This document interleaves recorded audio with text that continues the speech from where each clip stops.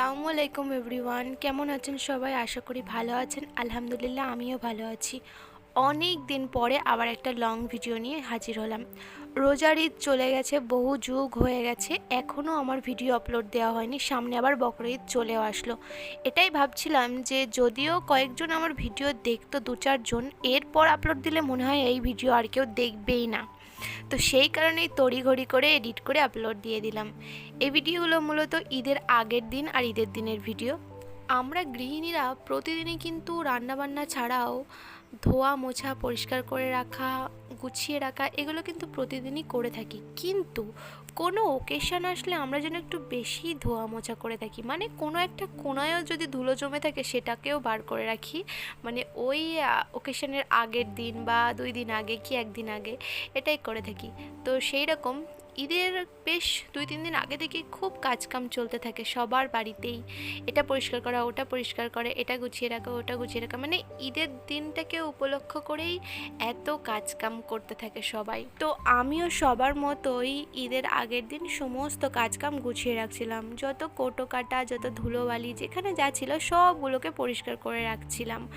আর যেহেতু মশলার কোটোগুলো একদমই গ্যাসের ধারে থাকে, তো এত তেল তেলে হয়ে যায়, এমনিতেও কয়েকদিন পর পর পরিষ্কার করতে হয়। এবার সবসময় হয়তো সময় হয়ে ওঠে না, তার জন্য কখনো কখনো একটু লেটও হয়ে যায়। তারপর তেল চিটচিটে করে, একদমই ভালো লাগে না। এই 3 থেকে র্যাকটা আমার অনেক দিনের পুরনো, আর এই ট্রেটা আমার তেমন একটা কাজে লাগে না। তো মাঝখানটা একটু নুয়ে গেছে বলে না, আমি ওই ট্রেটা দিয়ে ওর উপরে এই মশলার কৌটোগুলো বা যেগুলো খুব প্রয়োজনীয় জিনিস সেগুলোকে সামনে রাখি। এইভাবেই টুকটাক করে চালিয়ে দিই।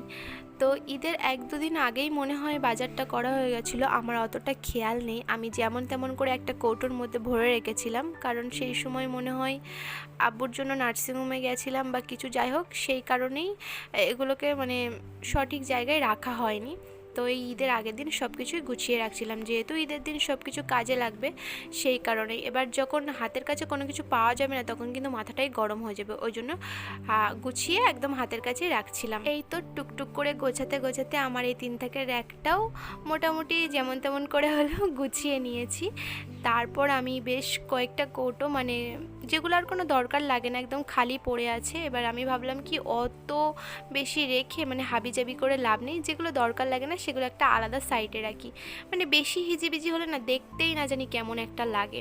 আমি চেষ্টা করছিলাম দুপুরের আগে সমস্ত কাজ গোছানোর, কারণ ওই রোজা রেখে মানে সেই বিকাল অবধি কাজ করতে একদমই ভালো লাগে না। যেহেতু ঈদের আগের দিন মানে চাঁদ রাতের দিন, এই দিন মানে যেন সমস্ত ক্লান্তি একেবারে ঢেলে দেয়, আর কিছুই করতে ইচ্ছা করে না। আর চাঁদ রাতের দিন তো বাড়িতে রান্না করতেই ইচ্ছা করে না, মনে হয় যে না বাড়িতে কিছু রান্না করো না, বাইরে থেকে কিনে এনে খাও। রান্নার জায়গার কাজগুলো কমপ্লিট করে আমি ঘরে চলে এসেছিলাম ড্রেসিং টেবিলটাকে গোছানোর জন্য। আর এই ড্রেসিং টেবিলের জিনিসপত্রে এত পরিমাণ ধুলো পড়ে, মানে 2 দিকে জানালা 2 দিন অন্তর অন্তর ধুলো পড়ে।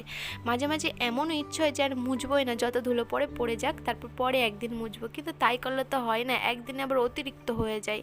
এইখানেও জিনিস যত সরাই তত যেন দিনের পর দিন বেড়েই যায়। কত জিনিস সরিয়ে মানে অন্য জায়গায় রেখে দিয়েছি, তাও যেন কুল হয় না, সব সময় যেন মনে হচ্ছে বেড়েই যাচ্ছে। তো এই করতে করতে এদিকটাও আমি অনেকটা গুছিয়ে নিয়েছিলাম।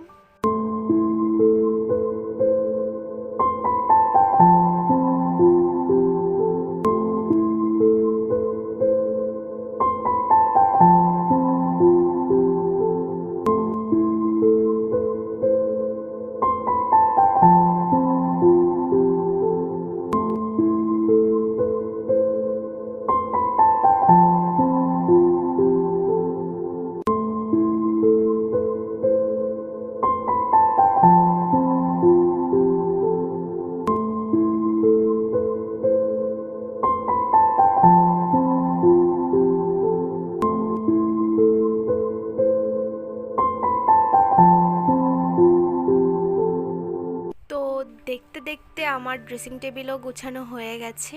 এদিকে দুপুর গড়িয়ে প্রায় বিকাল হয়ে গেছে, প্রায় নয় বিকাল হয়ে গেছে। সমস্ত কাজ গুছিয়ে গোসল করে একটু রেস্ট নিয়েছিলাম। তারপরে গ্যাসের এই জায়গাটা যেহেতু পরিষ্কার করেছিলাম, এগুলোকেও মেজে রেখেছিলাম। তারপর ওগুলো ঠিকঠাক করলাম। সন্ধ্যাবেলা ওই যে আগেই বললাম যে চাঁদ রাতের দিন বাড়িতে কিছুই রান্না করতে ইচ্ছা করে না। উনি যেহেতু মসজিদে গেছিলো ইফতার করতে, আমি বাড়িতে নিজের মতো করে নিয়েছি। তারপর সন্ধ্যাবেলা একটু বেরিয়েছিলাম, বিরিয়ানি নেওয়ার উদ্দেশ্যেই গেছিলাম, শুধু খাওয়ার জন্য না, একটু ঘোরার জন্য। চারিদিকে যে এত লাইট, এত আনন্দ, মানে সব মিলিয়ে একটা অন্যরকম অনুভূতি। ঈদের দিনের আনন্দর চেয়ে ঈদের আগের দিন মানে চাঁদ রাতের দিন বা ঈদের আগের দিনের আনন্দ সবচেয়ে বেশি লাগে, মানে সবচেয়ে বেশি ভালো লাগে। কি একটা জমজমাটি ভাব, চারিদিকে যে কালকে ঈদ কালকে ঈদ এরকম একটা ব্যাপার, দারুণ মজা লাগে। তারপর সব মিলিয়ে একদম শেষের দিকে রাত প্রায় 9টা বাজে, তখন মনে হয় বিরিয়ানি নিয়ে বাড়ি ফিরেছিলাম। তো যেহেতু ঈদের আগের দিন তো সমস্ত জায়গায় বিরিয়ানির একটা সেল, আর ওই দিন না বিরিয়ানি অত টেস্ট হয়, মানে টেস্টই বানায় না। মানে যেই দোকান থেকে আমরা প্রতিনিয়ত কিনে খাই সেই দোকান থেকে নিয়েছি, কিন্তু বাড়ি আনার পর দেখেছি যে অতটাও টেস্ট ছিল না, বিরিয়ানিটা একদম বেকার ছিল। কিন্তু কি আর করার, যেহেতু বাড়িতে কোনো রান্না হয়নি, যা কিনে নিয়ে এসেছি সেটাই খেতে হবে। এবার ঈদের দিন সকালবেলা অনেক, যেহেতু আমাদের এখানে সকাল 7:30 নাগাদ নামাজ হয়, অনেক সকাল সকাল উঠতে হয়। আমি ছোটোবেলা থেকে দেখে এসেছি যে আমার আব্বুর বাড়িতে ঈদের নামাজ হয় একদম প্রতি বছরই একই, যে পাক্কা 9টায় নামাজ হবে। তো আব্বু ভাইয়াদের মানে ঈদে যাওয়ার আগেই, একদম নামাজে যাওয়ার আগেই মা সিমাই টিমাই সব রান্না করে দিত, খেয়ে তারপর যেত। কিন্তু যেহেতু এখানে এত সকালে নামাজ, আর এত সকালে খেয়েও যাবে না, উনি বাড়ি এসেই খাবে। তারপরও মানে আমার ঘর বাড়ি গুছিয়ে এদিক সেদিক করতে আমার অনেকটা লেট হয়। উনি বাড়ি আসার পরও দেখা যায় যে আমার কোনো রান্নাই কমপ্লিট হয়নি। তার আর একটা কারণ হলো, সকালে ঘুম থেকে ওঠার পরে আগের দিনের কিছু কাজ থাকে, রাতের খাওয়া দাওয়ার যে বাসনপত্র সেগুলো থাকে, সকালের কিছু কাজ গুছিয়ে মানে হয় না, অত সকাল সকাল সব কিছু হয় না। তার আগে উনি যে ঈদে যাবে ওনাকে গুছিয়ে দিতে হয়, সমস্ত কিছু হাতের কাছে জোগাড় করে দিতে হয়, নয়তো এমনিতেই মানে মাথায় রাগ উঠে যায়। তো সেই কারণে উনি চলে যাওয়ার অনেক পরেও, মানে উনি চলে যাবে, আমি ঘর বাড়ি সব কিছু গুছিয়ে ঝাড়টা দিয়ে তারপরে না রান্নার দিকে যাব। এবার একা হাতে যে সে এত কিছু করা যায় না, তো ওনাকে ঈদে পাঠিয়ে দিয়ে আমি আমার মতো সব কিছু কাজ গুছিয়ে নিচ্ছিলাম। ওদিকে আমি ঘুগনি রান্নাটা করছিলাম, তারপর এদিকে মনে হয় সিমাই টিমাই ভাজছিলাম।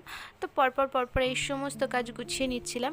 প্রতিবারেই মানে ঈদের দিন বা ঈদের পরের দিনই আব্বুর বাড়িতে যাই, এরকমই হয়।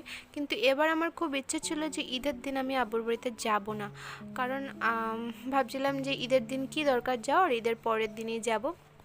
কিন্তু ওই যে আব্বু অসুস্থ থাকার কারণে না না ঠিক বিকাল বিকাল হবে, মানে হব হব ভাব, আর ওই টাইমে আমার মুডটা একদম চেঞ্জ হয়ে গেছে। মানে আমি ভাবছি কি যে না, প্রতিবারেই যাই ঈদের দিন, মানে হয় ঈদের দিন সন্ধ্যাবেলা যায়, না হয় ঈদের পরের দিন যাই, কিংবা এমনও হয়েছে ঈদের দিন একটু ঘুরে এসেছি, তারপরে 1-2 দিন পরে গেছি।